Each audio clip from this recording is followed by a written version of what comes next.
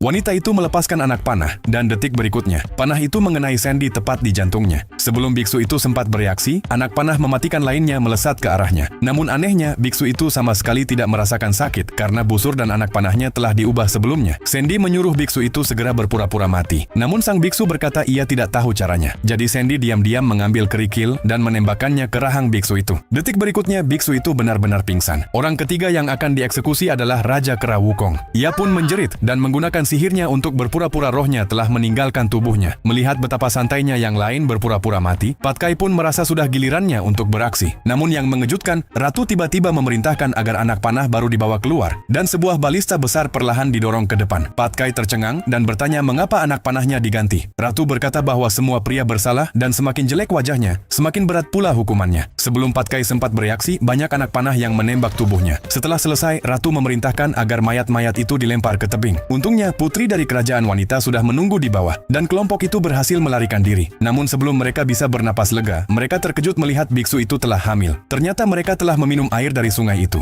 Di kerajaan wanita, siapapun yang meminum seteguk saja, baik pria maupun wanita, akan langsung hamil. Wukong panik dan segera mencari penawarnya. Namun untuk mendapatkannya tidak mudah, karena dijaga oleh wanita tercantik di kerajaan itu. Tetapi saat Wukong melihat wajahnya, ia tak percaya dengan apa yang dilihatnya. Namun si cantik itu berkata, jika Wukong ingin penawarnya, ia harus membuatnya menangis dengan air mata yang tulus. Setelah mendengar itu, Wukong langsung meninjunya.